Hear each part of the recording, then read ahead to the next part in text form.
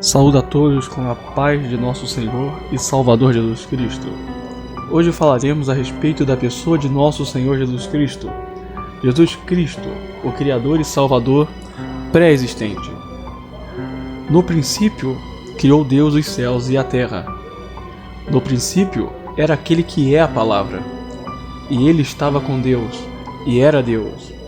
Ele estava com Deus no princípio. E todas as coisas foram feitas por intermédio dele. Sem ele, nada do que foi feito se fez. Há um único Deus, o Pai, de quem vêm todas as coisas e para quem vivemos, e um só Senhor, Jesus Cristo, por meio de quem vieram todas as coisas e por meio de quem vivemos. Ele, Deus, o constituiu herdeiro de todas as coisas, e por meio dele fez o universo. O Filho é o resplendor da glória de Deus, a expressão exata do seu ser, sustentando todas as coisas pela palavra do seu poder. Ele, Jesus, é a imagem do Deus invisível, o primogênito de toda a criação, pois nele foram criadas todas as coisas nos céus e na terra. As coisas visíveis e invisíveis, sejam tronos, soberanias, poderes ou autoridades. Todas as coisas foram criadas por ele e para ele. Ele é antes de todas as coisas e tudo subsiste por ele.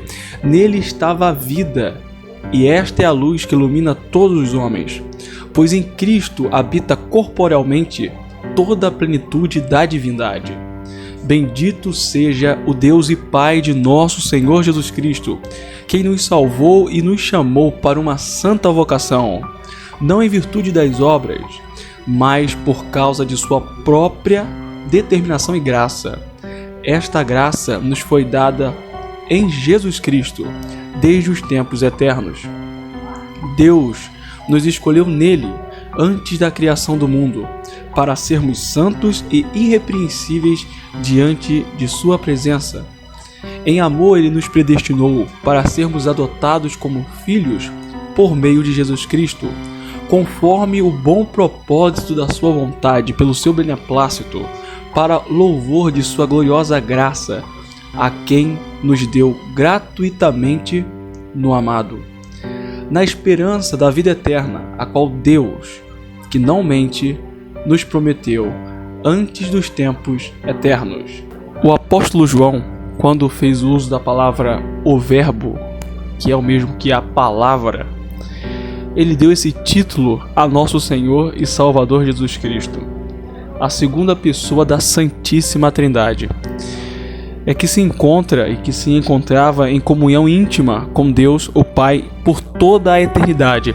A expressão "a palavra era Deus" destaca o fato de que Jesus é igual ao Pai, na sua essência, em seu caráter e em seu ser.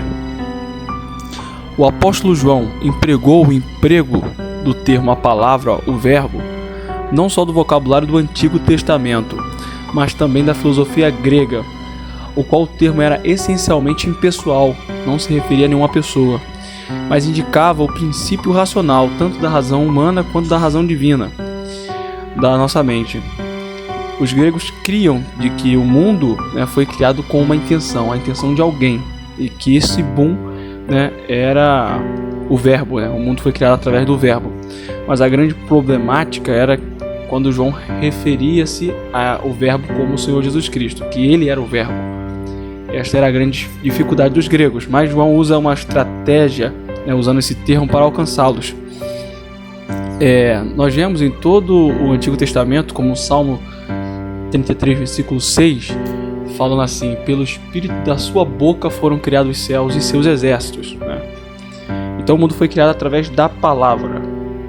E em todo o Antigo Testamento nós vemos que Deus ele expressa a sua autoexpressão onipotente na criação, na sabedoria, na revelação e até na salvação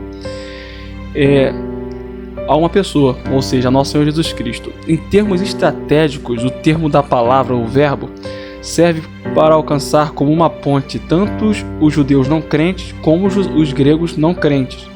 João escolheu esse conceito porque era familiar tanto para os judeus quanto para os gregos. O termo também, o primogênito sobre toda a criação, a palavra grega para primogênito pode se referir àquele que nasceu primeiro cronologicamente, mas na maioria das vezes, se refere-se à preeminência, à posição, status. Por exemplo, Hebreus 1 versículo 6 diz, e quando outra vez introduzir no mundo o primogênito, diz, todos os anjos o adorem. Ou em Romanos 8 versículo 29, porque os que dantes conheceu, também os predestinou, para serem conforme a imagem de seu Filho, a fim de que ele seja o primogênito dentre muitos irmãos. Também está escrito no livro dos Salmos, capítulo 2, versículo 7. Recitarei o decreto. O Senhor me disse, tu és meu filho, hoje te gerei. No tempo, nós temos ontem, hoje e amanhã. Na eternidade, nós temos somente o hoje, o agora.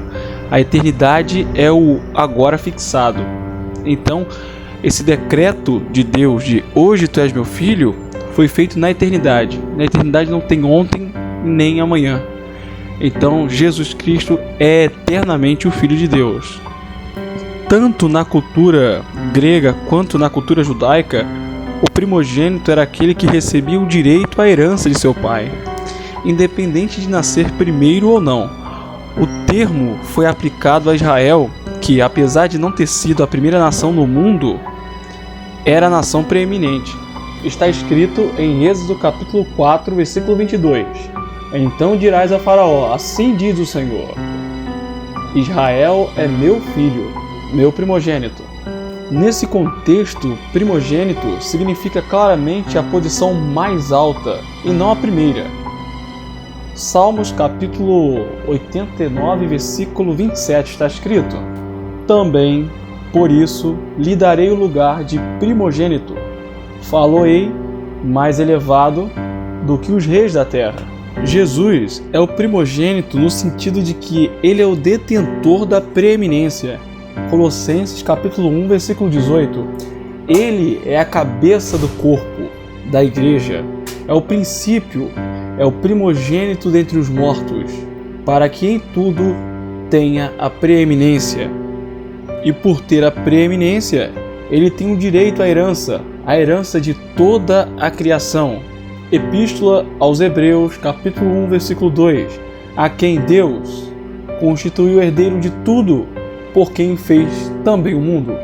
Ele fez o mundo por Jesus Cristo, o tornou primogênito, e por ser primogênito, ele tem direito a toda a criação como sua herança. Cristo existiu antes da criação e é exaltado como aquele que ocupa uma posição superior a ela. Sobre a vida, o apóstolo João usa a palavra vida 36 vezes em seu evangelho, mais vezes do que qualquer outro evangelho no Novo Testamento. O termo não se refere apenas num sentido amplo da vida física e temporal que o Filho concedeu ao mundo criado por meio de seu envolvimento como agente da criação. Jesus ele é o agente da criação, é a força motriz da criação. Isso está escrito em João capítulo 1, versículo 3. Mas a vida do qual se refere é mais especial, é a vida espiritual, eterna, concedida como dádiva por meio da fé nele, em Jesus Cristo. E as Escrituras falam muito sobre isso, sobre receber vida eterna através da crença em Jesus. João 3,15 está escrito, para que todo aquele que nele crê não pereça, mas tenha a vida eterna. Por exemplo, João 17,3, e a vida eterna é esta, que conheçam a ti só, por único Deus verdadeiro, e a Jesus Cristo, a quem enviaste. Efésios 2,5, estando nós ainda mortos em nossas ofensas, nos vivificou juntamente com Cristo, pela graça sois salvos. Então toda a Escritura mostra que a salvação obtida pela graça se tem pela fé no Filho. E também, quando dizemos que em Cristo habita corporealmente toda a plenitude da divindade, nós queremos dizer que Cristo possui a plenitude da natureza e dos atributos divinos. Em Colossenses capítulo 1, versículo 19 diz: porque foi do agrado do Pai que toda a plenitude nele habitasse. No livro de João, capítulo 1, versículo 14, 15 e 16, está escrito: e o Verbo se fez carne e habitou entre nós, e vimos a sua glória como a glória do unigênito do Pai, cheio de graça e de verdade.